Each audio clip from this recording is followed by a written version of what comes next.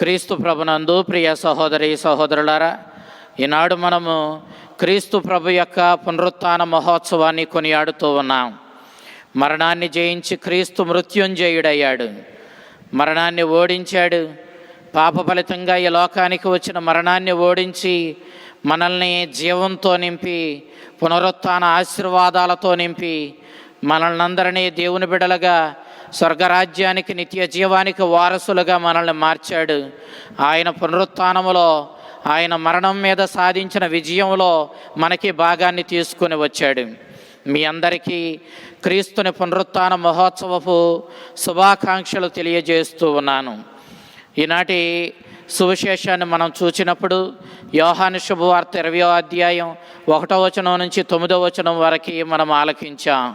క్రీస్తు ప్రభుని యొక్క పునరుత్థాన సన్నివేశాన్ని మనకు కళ్ళకు కట్టినట్లుగా ఈ సువిశేషం వెల్లడి చేస్తూ ఉంది. ఆదివారము తెల్లవారక ముందే మగ్దల మరియమ్మ ఇంకా వేరొక స్త్రీలు యేసు ప్రభు యొక్క దేహానికి లేపనాలు పూయడానికి సుగంధ ద్రవ్యాలను తీసుకొని బయలుదేరారు.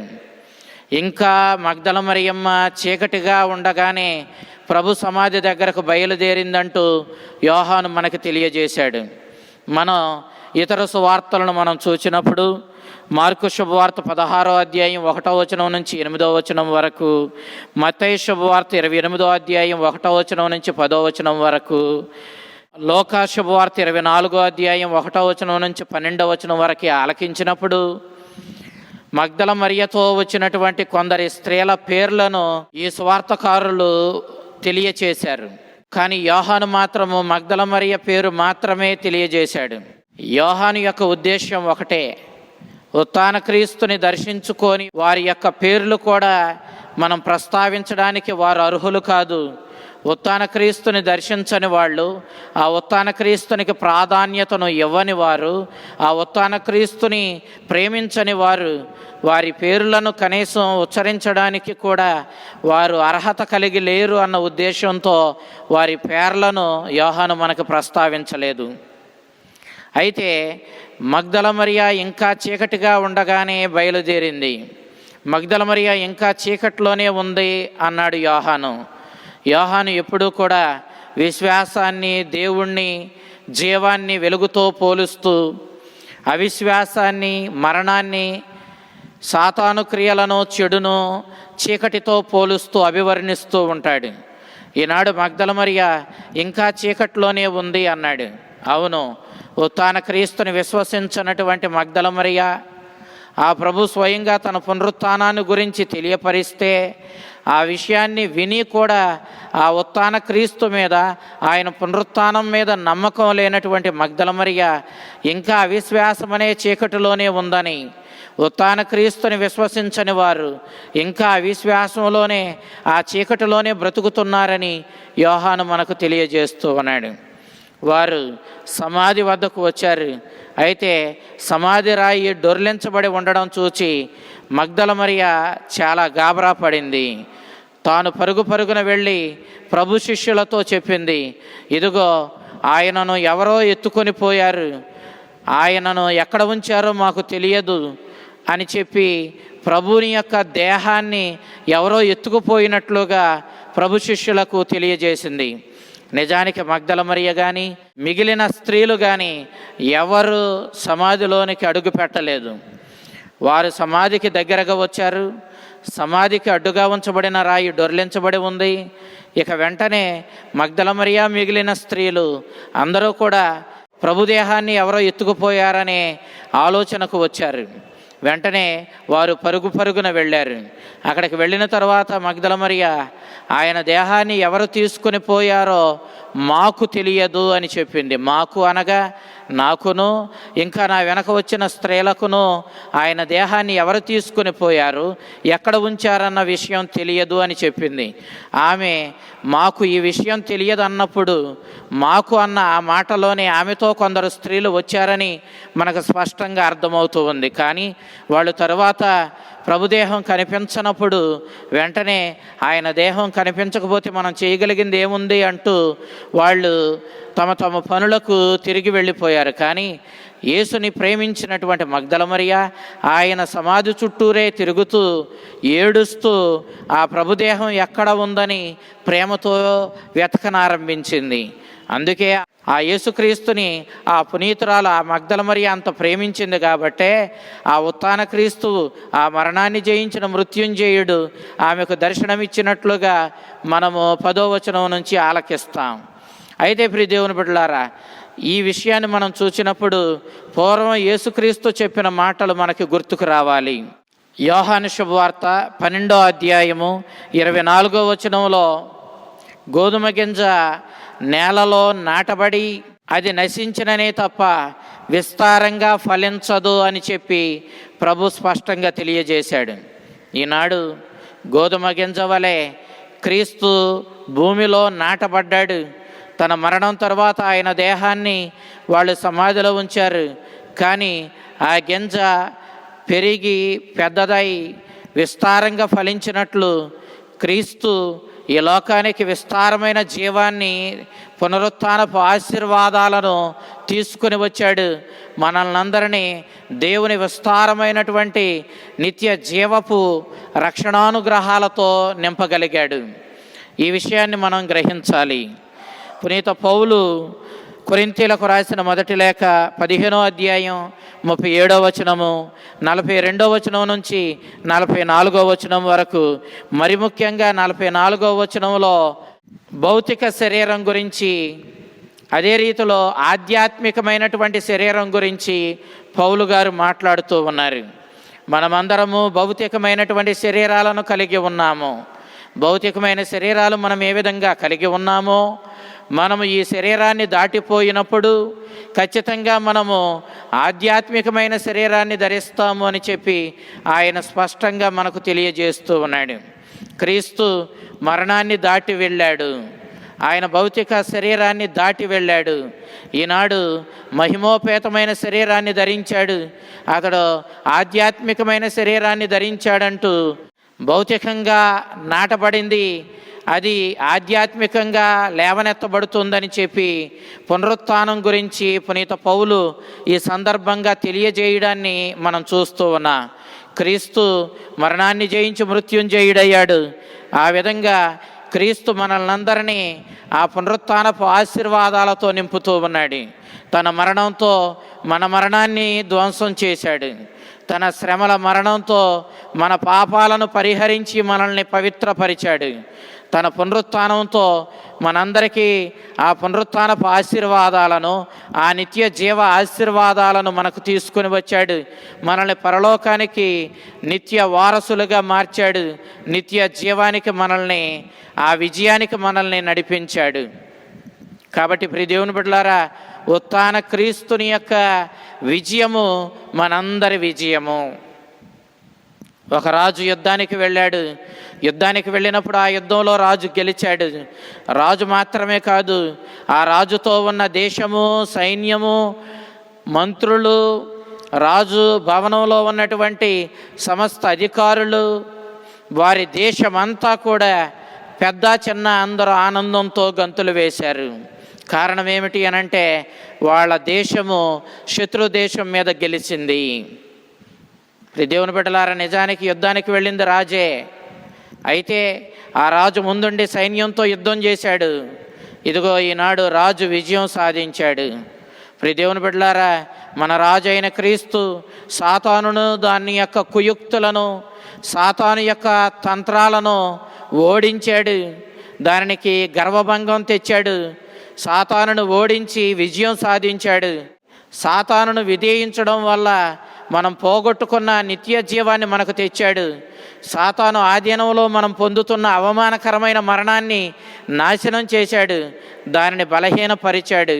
అందుకే పునీత పౌలు మరణాన్ని హేళన చేస్తూ, ఓ మరణమా నీ విజయం ఎక్కడా అంటూ ప్రశ్నిస్తూ ఉన్నాడు.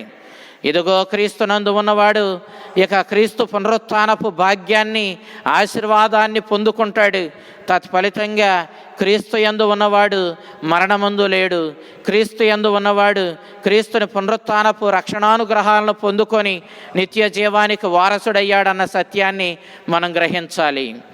ఈ వార్త విన్నటువంటి యేసు ప్రభు శిష్యులు, సువార్తకారుడైనటువంటి యోహాను గారు, యేసుని యొక్క ప్రేమకు పాత్రుడైన యోహాను గారు, అదేవిధంగా పేతురు గారు, శిష్యుల్లో ప్రథముడిగా అధికారిగా చెప్పబడినటువంటి పేతురు గారు, ఇద్దరూ కూడా పరుగున ఆ సమాధి వద్దకు వచ్చారు.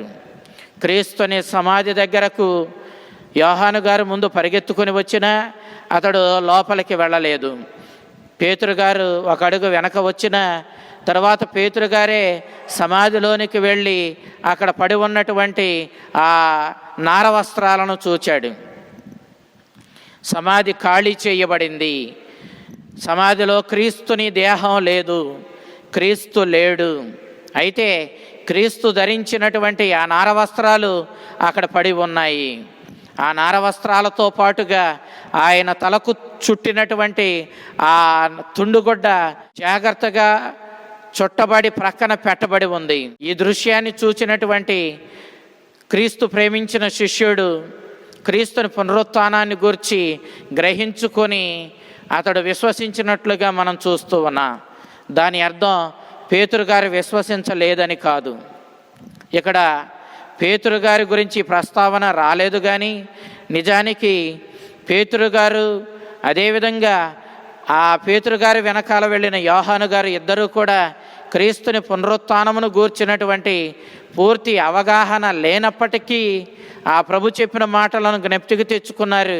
వాళ్ళు ప్రభుని విశ్వసించారన్న సత్యాన్ని మనం గ్రహించాలి. ఆ రోజుల్లో క్రీస్తు ప్రభు యొక్క దేహాన్ని శిష్యులే దొంగతనంగా ఎత్తుకొని పోయి ఇప్పుడు ఆయన పునరుత్థానుడు అయ్యాడని చెబుతున్నారని తప్పుడు వాదనను ప్రచారంలోనికి తీసుకుని వచ్చారు. మత్తయి శుభవార్త 28వ అధ్యాయం 11వ వచనం నుంచి 15వ వచనం మనం చూసినప్పుడు సమాధి దగ్గర కాపలాగా ఉంచబడినటువంటి సైనికులు ఎప్పుడైతే సమాధి నుండి శబ్దాలు వినపడ్డాయో వారు భయపడిపోయి సమాధిని వదిలి పారిపోయారు. వాళ్ళు మత పెద్దల దగ్గరకు వెళ్ళి, అధికారుల దగ్గరకు వెళ్ళి, ఇదిగో ఆయన సమాధి నుండి గొప్ప శబ్దాలు వస్తున్నాయి, నిజానికి అతడు పునరుత్థానుడయ్యాడు, 3వ నాడు పునరుత్థానుడని అవుతానన్న మాటను ఆయన నిలబెట్టుకున్నాడు అని చెప్పి వాళ్ళు క్రీస్తు ప్రభు యొక్క పునరుత్థానమును గూర్చి ఆ అధికారులకు తెలియజేశారు. వాళ్ళు అప్పుడు వెంటనే వాళ్ళ నోరులు మూయిస్తూ వారికి డబ్బునిచ్చి, మీరే మా కొంప ముంచేలా ఉన్నారు, ఒక పని చెయ్యండి, మీరు ఈ డబ్బు తీసుకుని మేము చెప్పమన్నట్లుగా చెప్పండి, మేము గాఢ నిద్రపోతున్నప్పుడు యేసు ప్రభు శిష్యులు వచ్చి ఆయన దేహాన్ని తీసుకుని పోయారు అని చెప్పి మీరు చెప్పండి అని చెప్పి వాళ్ళను కోరారు. ఆ విధంగానే వారి దగ్గర ధనం తీసుకున్న ఈ సైనికులు ప్రజల మధ్యకు వెళ్ళి మేము గాఢంగా నిద్రపోతున్నప్పుడు యేసుప్రభు శిష్యులే వచ్చి ఆయన దేహాన్ని తీసుకుని పోయారని వాళ్ళు చెప్పారు. అయితే విన్న శ్రోతలు ఎంతమంది దీన్ని నమ్ముతారు? ఇది నమ్మేటట్లుగా ఉందా? విన్నటువంటి శ్రోతలు ఏమని ఉండవచ్చు అంటే, మీరు గాఢ నిద్రపోతున్నారన్నారు కదా, చచ్చినట్లు నిద్రపోయే మీకు యేసుప్రభు శిష్యులే వచ్చి తీసుకుని పోయారో, అతడే స్వయంగా లేచి బయటకు వచ్చాడో, లేక ఆయన దూతలే వచ్చి ఆయనను లేపి తీసుకుని వెళ్ళారో, ఇక ఏదైనా జరిగి ఉండొచ్చు కదా, అలాంటప్పుడు మీరు ఎందుకు యేసుప్రభు శిష్యులు వచ్చారని చూడని విషయాన్ని చెబుతున్నారు, నోరు మూసుకోండి అని ఆ శ్రోతలు అని ఉండవచ్చు. ప్రియ దేవుని బిడ్డలారా, ఈ విధంగా తప్పుడు ప్రచారాలు జరుగుతూ ఉన్న రోజులవి. ఆయన దేహాన్ని ఎవరో ఎత్తుకుపోతారని, ఎత్తుకుపోయి ఇదిగో ఆయన పునరుత్థానుడయ్యాడని చెబుతారని ఆ రోజుల్లో ప్రచారం జరుగుతూ ఉండడం బట్టి ఈ స్త్రీలు కూడా ఎప్పుడైతే సమాధి రాయి డొర్లించబడి ఉందో వెంటనే కంగారు పడిపోయి యేసుప్రభు శిష్యుల దగ్గరికి పరుగులు తీశారు. ప్రియ దేవుని బిడ్డలారా, ఇదిగో ఈనాడు క్రీస్తు పునరుత్థానుడయ్యాడు అని, ఆయన ఇక్కడ లేడని ఆ ఖాళీ సమాధి నేటికి ప్రపంచానికి ప్రకటిస్తూనే ఉంది. నారవస్త్రాలు పడి ఉన్న విధానం ఆయన దేహాన్ని ఎవరో దొంగతనం చేయలేదని స్పష్టంగా తెలియజేస్తూ ఉన్నాయి. ఎవడైనా దొంగతనానికి వస్తే మన ఇంట్లోనికి దొంగతనానికి వచ్చి మన ఇంట్లో ఉన్న వస్తువులన్నీ సర్దిపెట్టి మన మంచం మీద ఉన్నటువంటి దుప్పట్లన్నిటినీ కూడా మడతబెట్టి ఆ తర్వాత దొంగతనం చేసుకుని వెళతాడా? దొంగతనానికి వచ్చినవాడు వెంటనే తాను వచ్చిన పనిని పూర్తి చేసుకుని బయటపడతాడు. అంతే రీతిలో ఒకవేళ నిజంగా వీళ్ళు చెబుతున్న ఈ తప్పుడు వాదన ప్రకారమే అదే నిజమనుకుంటే యేసుప్రభు శిష్యులు కానీ మరే వేరే వ్యక్తులు ఎవరైనా ఆయన దేహాన్ని దొంగతనం చేయడానికి వస్తే ఆయన దేహాన్ని నారవస్త్రాలతో సహా పట్టుకొని పోతారు తప్ప ఆ వస్త్రాలు అంత శ్రద్ధగా విప్పి ఆయన తలకున్నటువంటి తుండుగుడ్డను తీసి ప్రక్కన మడతబెట్టి పెట్టి అప్పుడు ఆయన దేహాన్ని తీసుకుని వెళ్ళడం అనేది జరిగే పని కాదు. పూర్వం యేసుక్రీస్తు యోహాను శుభవార్త 11వ అధ్యాయంలో మరణించిన లాజరుని 4 రోజుల తరువాత ఒక్క పిలుపుతో మరలా జీవం పోసుకునేలా చేశాడు. లాజరు బయటికి రా అనగానే లాజరు వెంటనే ఆ నారవస్త్రాలతోనే సమాధి రాయి డొర్లించబడగా బయటకు వచ్చాడు. ప్రియ దేవుని బిడ్డలారా, ఈనాడు యేసుక్రీస్తు కూడా సమాధి నుంచి బయటకు వచ్చాడు. కానీ యేసుక్రీస్తునకు ఇక మరలా ఆ నారవస్త్రాలతో పని లేదు. కానీ లాజరు మరలా మరణిస్తాడు. అతడు ప్రాణం పోసుకున్నాడంతే. అతడు మరలా మరణించినప్పుడు ఈ నారవస్త్రాలు లాజరుకు అవసరం. అందుకే లాజరు నారవస్త్రాలతో సమాధి బయటకు వచ్చినట్లుగాను క్రీస్తు నారవస్త్రాలను విడిచిపెట్టి బయటకు వచ్చినట్లుగాను మనం చూస్తూ ఉన్నాం. క్రీస్తు మరణాన్ని జయించాడు. క్షయమైన దాని నుండి అక్షయమైన దానిని క్రీస్తు తీసుకుని వచ్చాడు. నశించిపోయే ఈ మానవ భౌతిక దేహం నుండి నశింపులేని అమరత్వంతో కూడిన మహిమోపేతమైన శరీరాన్ని క్రీస్తు ధరించాడు.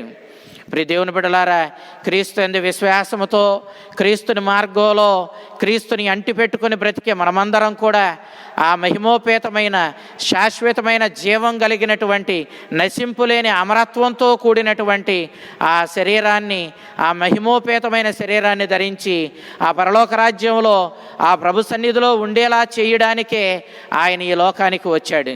క్షీణించిపోయే క్షయమైన ఈ మానవ దేహాన్ని ఆయన అక్షయమైనటువంటి అమరత్వంతో కూడిన దేహంగా శరీరంగా మార్చి మనల్ని స్వర్గరాజ్యానికి, ఆ మహిమోపేతమైన ఆ రాజ్యానికి మనల్ని నడిపించడానికే, మరణాన్ని నాశనం చేసి మనల్ని నిత్య జీవంతో పునరుత్థానపు రక్షణానుగ్రహాలతో నింపడానికి ఆయన ఈ లోకానికి వచ్చాడు.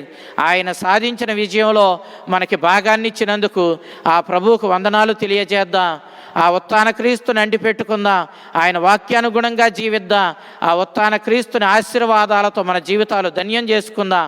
ఆ చల్లని ప్రభు, ఆ మృత్యుంజయుడు, మరణాన్ని జయించిన ఉత్థాన క్రీస్తు తన రక్షణానుగ్రహాలతో మిమ్ము నింపి మిమ్మలను మీ కుటుంబాలను ఈ పండుగ రోజున, ఈ ఈస్టర్ పండుగ రోజున, ఈ పాస్క్వా పండుగ రోజున మరణం నుండి దాటిపోయి జీవపు వెలుగును, జీవపు ఆశీర్వాదాలను పొందే స్థితిని మీకు అనుగ్రహించి మిమ్మలను మీ కుటుంబాలను సర్వదా కాచి కాపాడునుగాక.